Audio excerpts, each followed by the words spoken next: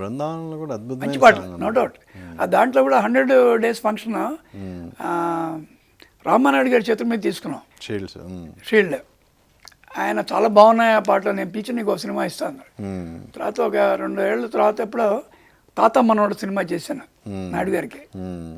So అయితే విజయవారి ఆ 3 సినిమాల వల్ల నాకు ఒక మంచి మ్యూజిక్ డైరెక్టర్ ముద్ర పట్టడానికి కారణం కూడా అదే. ఈవెన్ హయానాయకులో మంచి పేరు వచ్చింది, వచ్చినా కూడా ఈ భైరవ ద్వీప్ అనేది ఒక స్టాంప్ అయిపోయింది చివరికి. ఇప్పుడు పాటలు మంచి హిట్. ఇప్పుడు అలాంటి సినిమాకి ఈవెన్ రీ రికార్డింగ్ కీలకం కదా. చాలా చాలా మంది అప్పుడంతా లైవ్ ఆర్కెస్ట్రా కదా, 70-80 మంది ఆర్కెస్ట్రా, అంత ప్లాంట్గా చేసాం. దగ్గర 18 రోజులు చేసాం రీ రికార్డింగ్. దానికి ఫిలిప్స్ గారు అని చెప్పి ఆయన కండక్టింగ్, ఆయన చాలా senior most guitar player. Sachin గారు చాలా సినిమాలకి ఆయనే. ఓకే. సో నాకు ఆయన మీద నమ్మకం.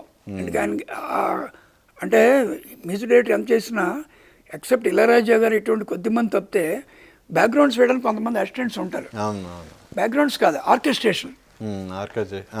బ్యాక్గ్రౌండ్స్ కన్నా ఆర్కెస్ట్రేషన్ అది అతను చెప్పి అతని దగ్గర అతను అయితే బాగా చేస్తారని బ్యాక్గ్రౌండ్ స్కోర్ ఆయన చేశారు.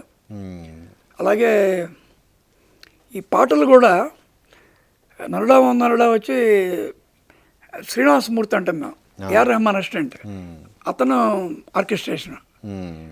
దిన వచ్చి శ్రీతుంబుర్ నారదామృతం, అతను ఇప్పుడు పెద్ద మ్యూజిక్ డైరెక్టర్.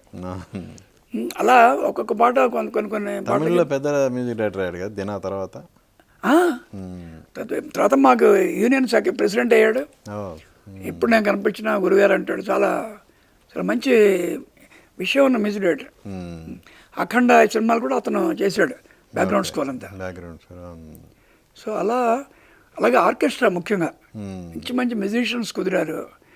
తర్వాత మనకి మీకు కూడా తెలుసు కదా, మన కొల్లి రామకృష్ణ సౌండ్ ఇంజనీర్ అన్నీ చక్కగా. తర్వాత జానకి గారు 2 పాటలు ఆవిడ, చిత్ర. హిందీలో ఏమో ఆశా భోన్స్లే గారు పాడారు హిందీ వెర్షన్. సో అలా నాకు నిజంగా కళ ఎలా అంటే, నా చిన్నప్పుడు జగదాకి వీరుని కథ 100 days ఫంక్షన్కి వెళ్ళాం మేము. మా చిన్నాన్న గారు తీసుకెళ్ళారు, గోఖలే గారు. అక్కడ అందరూ మహానుభావులు మనం చూసాం స్టేజ్ మీద, అందరూ మాట్లాడుతున్నారు.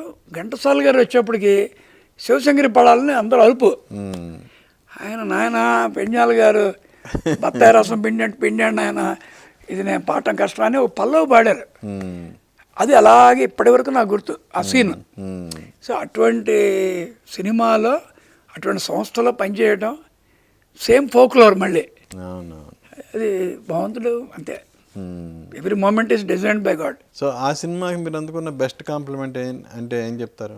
బెస్ట్ కాంప్లిమెంట్స్, ఒక సినిమాలో 2 సింగర్స్కి ఎప్పుడు నాకు తెలిసి నంది అవార్డ్స్ ఇవ్వరు.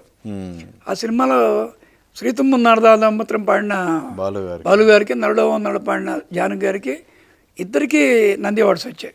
అంటే వస్తే దాంట్లో నా ప్రమేయం కూడా ఉంటుంది కదా న్యాచురల్గా.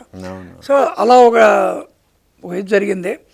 నాకు కనీసం ఒక 19 నుంచి 22 అవార్డ్స్ వచ్చాయి ఆ ఒక్క సినిమాకి. సో ఇటు చూసినా నాకు అవార్డ్స్ రివార్డ్స్